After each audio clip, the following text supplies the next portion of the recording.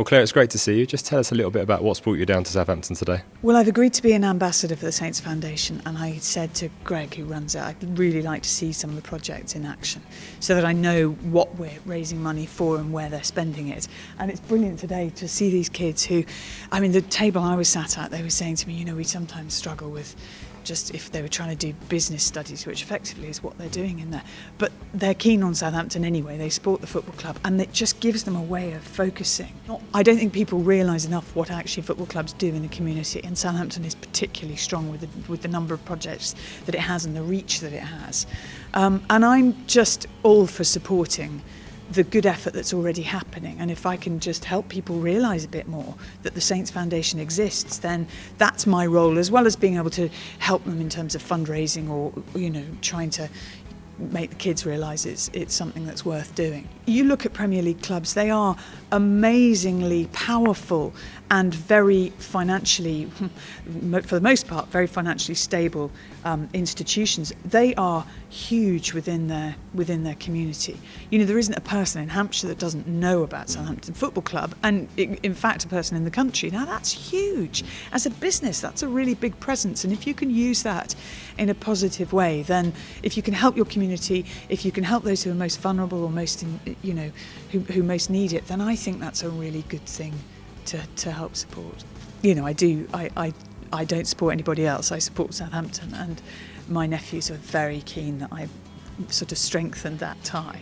I was going to say, actually, I mean, I believe you have been spotted at the odd Saints match. How much have you enjoyed that, being able to come down and watch them in the past? Oh, it's brilliant, and my nephews really educate me about it, because they know every single player, they know who should be playing, they know who should be sold, they know who should have been bought, you know, they've got very strong views on it all.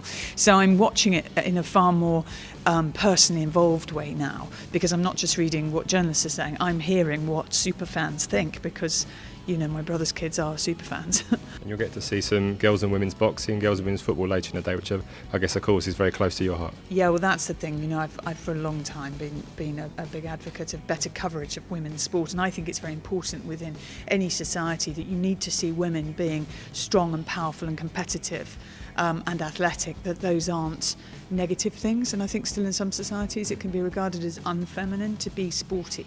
Now, it's interesting, you might say, well, why does that matter? Well, it matters for confidence and for profile. It matters to those girls in there that they're not sitting at that table thinking, well, I can't be a professional footballer, and all the boys are thinking, well, I can. And it's not just about being the sports person, it's about working in a sporting environment. So whether it's organising events, whether it's working on promotion or in the media, whether it's coaching or being a physio, that actually those channels are open to girls as well as boys. And you did mention that you're going to be seeing the match this weekend at Stamford Bridge. Dare we trouble you for a prediction on that one? I think Jose Mourinho is going to be frowning again.